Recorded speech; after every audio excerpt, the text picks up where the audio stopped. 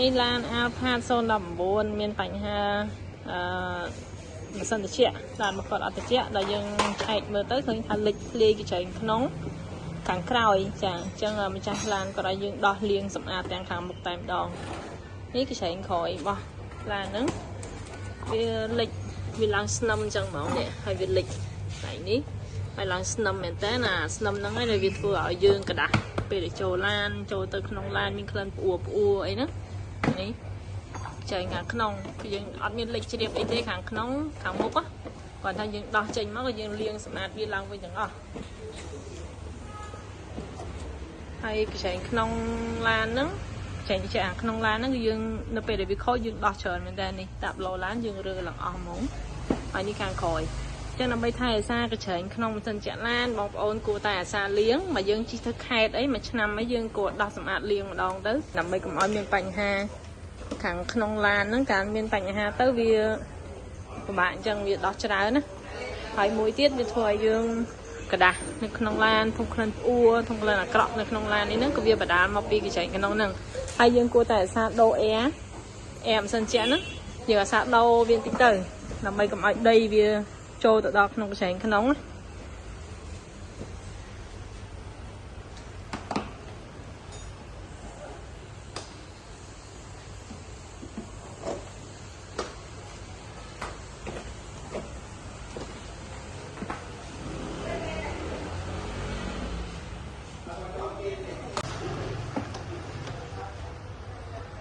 ហើយបងប្អូនដែលមានបញ្ហាអីអាចតាក់ទងមកយានដ្ឋានយើងបាននៅម្ដុំផ្សារទូតពងផ្លូវ456កែ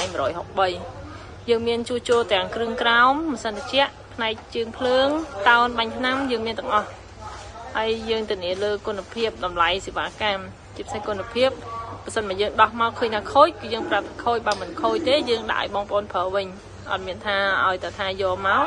ខូចគឺខូចអត់ទេ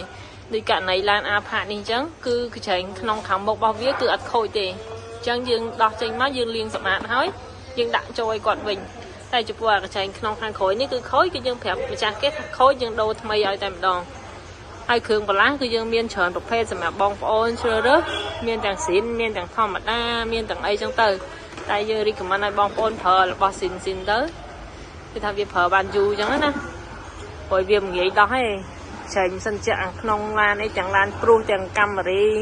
ទាំងអីហ្នឹងមិនងាយដោះទេវានៅខាងក្នុងតាប់ឡូខាងក្នុងអញ្ចឹងនៅពេលយើងដោះជួសជុលម្ដងវាត្រូវការរយៈពេលយូរហើយដោះចេញមកអស់លីងអញ្ចឹងណាចឹងបងប្អូនដែលប្រើប្រាស់ឡាន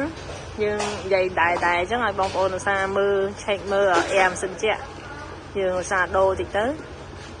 ពេលដែលអែម៉ាស៊ីនមកចាក់ម៉ាស៊ីនត្រជាក់យើងវាថ្មីល្អវាអាចជួយទប់ស្កាត់ដីហ្នឹងកុំឲ្យវាជ្រាបចូលទៅដល់កញ្ចែងខាងក្នុងបានតែបើសិនជាអែរបស់យើងហ្នឹងវាដីច្រើនក្រាស់ខ្មឹកហើយអញ្ចឹងវាទប់អត់បានទេអញ្ចឹងដីធូលីល្អិតហ្នឹងវាចូលទៅដល់ខាងក្នុងកាលណាចូលដល់ខាងក្នុងទៅវាឡើងស្នឹមអញ្ចឹងដល់ស្នឹមអញ្ចឹងយូរទៅវាស៊ីអាសាច់កញ្ចែងរបស់យើងណា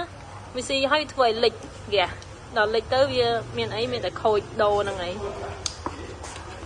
ធម្មតារបស់យើងប្រើបើសិនជាយើងសារថែទាំទៅប្រើបានយូរអញ្ចឹងណាបងប្អូន